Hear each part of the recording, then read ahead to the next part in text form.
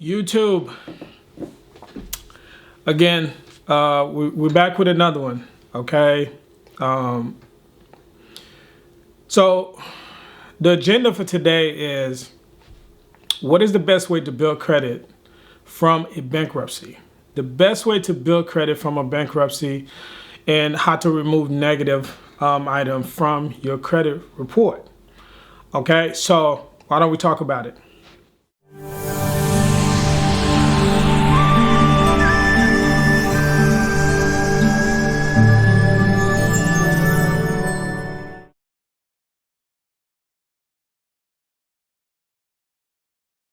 So if you've been watching all my videos, my channel, I truly appreciate you.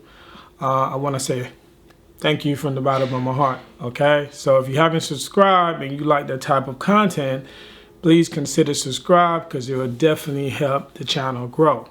A simple like gesture or dislike, comment will help this video go a long way. But not only that, it would definitely help someone to find this content just like you did. Okay, so I appreciate you in advance. So let's get to this. Okay, so here's are some of the things that you can do or you need to do. Same process that I actually take myself when dealing with a bankruptcy. Just keep in mind, it's not the end of the world, right? Because you filed for bankruptcy. For whatever the reason was that you filed for bankruptcy, we can move on from there, right? There is light at the end of the tunnel. Okay, I'm here to tell you, there is light at the end of the tunnel. Just have to do the legwork. Eventually, you will get to the position that you want to be in. Okay, so when it comes to bankruptcy, it's no different how you would challenge a collection account. The only difference is that a bankruptcy is a form of a judgment. Okay, so what I would advise you to do, again, quick disclaimer, this is just my personal opinion and based on my experience. Do your own research if you may, right, in conjunction to what I'm telling you. That way you could put yourself in the best possible position. Okay, so with a bankruptcy, the difference between that is that it's a judgment, right?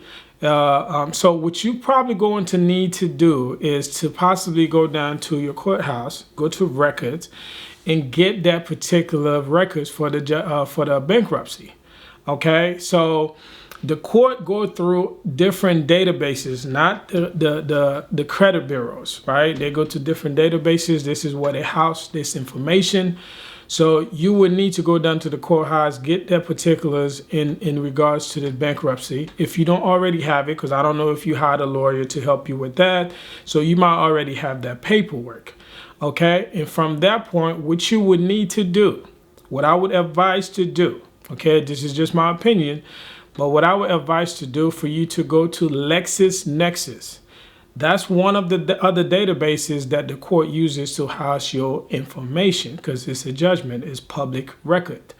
Okay, go to LexisNexis. Now you just have to open an account with them, okay? And it typically take about 3 weeks or so to get that report. But the good thing about it, you could also challenge with them. You can dispute this bankruptcy with them as well, right? So keep in mind that there's another database that you are going to have to go to. It's called PACER. Right, you can go to PACER. The unfortunate thing about PACER, you cannot challenge through them.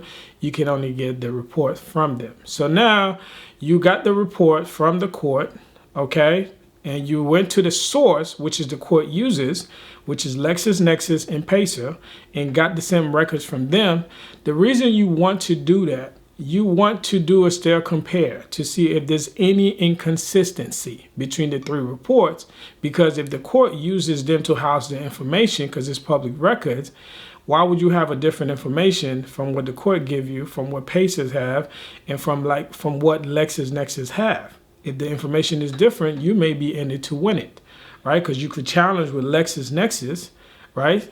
Once you have the report, and then you will have the credit bureaus, all three of them, right, to verify that information because they have that on your record, on your credit report, right? So now you have 4 different records to do a stare compare to find the inconsistency, right? So you would challenge with the credit bureaus once they verify that information, because often within the credit bureau, you would see it say U.S. bankruptcy court. That is not there is no such thing as a U.S. bankruptcy court. If that is indeed the case, again, you may be in it to win it. So you need to find and catch those inconsistencies in the process of you disputing and challenging those information. All right. So keep that in mind. This is very important. You want to go to LexisNexis. You want to work with them, challenge with them, request that information. You want to go to patient and do the same. Go down to the courthouse, get that information, and also have the credit bureau verify that particular bankruptcy. And now, again, you have 4 different records for you to find the inconsistencies, and so you can challenge this bankruptcy, get it removed from your credit report. So if it is a Chapter 13 bankruptcy, it stays on your credit report for 7 years. Okay, in 7 years and then 180 days, right? They need that 180 days to clean all the different databases to get it removed. And so if it hits 7 years for Chapter 13, you may not see it off your credit report, right? That's because they need 180 days, which will equal out to 6 months to clean it out everywhere else, right? So if you file a Chapter 7, then that's 10 years. Okay, so that's a very long time. So for me personally, I would advise that you move on to do the first steps that I asked you to do, and hopefully you find the inconsistency and get this thing out of your records, because it is killing your credit report or your credit score, to say.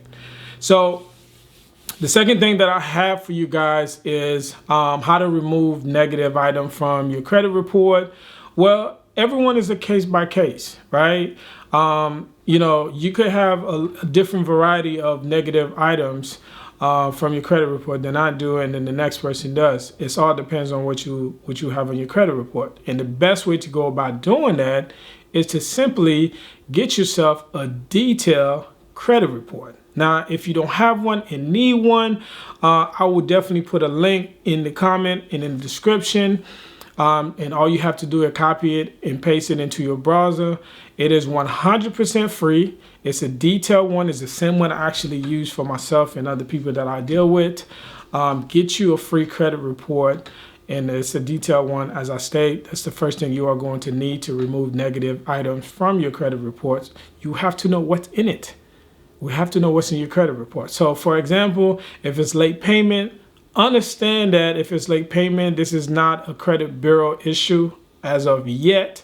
You would need to go to the original creditor and work with them. What maybe you experienced some hardship due to the pandemic, explain that to them, and hopefully they remove them. You know, 90 to 95% of the time, they will help you out, as they do have things in certain programs they put in place, you know, to help you in regards to those hardship. And if you're not successful at them removing it for you, don't stop there. Move on to the executive office, write a goodwill letter to them and let them know what your situation is. You know, how those late payments are hurting your credit score because of what you're trying to do, whether you try to buy a home or whether you try to get a new car, whatever you're trying to do. Don't stop from the front customer service and they can't get it removed. Most of the time they'll do it for you, but if they're not able to, don't stop there. Move on to the executive office by calling them, and then also writing them a goodwill. That's the name of a goodwill letter. Let them know your situation, and 99% of the time they usually remove those late payment for you. And keep in mind, it impacts 2 of the highest category, which is the payment history, which is 35% of your credit score, which equal out to 192.5 points. And then the utilization category, which is 30% of your credit score, which equal out to 165 points from that particular category. So as you can see, between the 2 categories is 60% of your credit score. So, you don't want to miss no payment. You don't want to be late on your payment. You want to get those things taken care of. So if it's collection, then of course right now you have a credit bureau situation in your hand, which you would need to dispute those particular collections to kind of help you build negative credit, right? And if it's medical bills, then if you look in your credit report, it would tell you who's the original creditor was, whether it was an emergency room that you went to or a doctor's office that you went to that sends you the collection, that hired a third party to collect the funds from you. So you want to try to reach out to the original creditor, whether it's a hospital or doctor's office. Reach out to them, not the third party that they reach out to. Because what's going to happen is that once you make that payment to the third party, chances are it's always going to stay on your credit report for 7 years.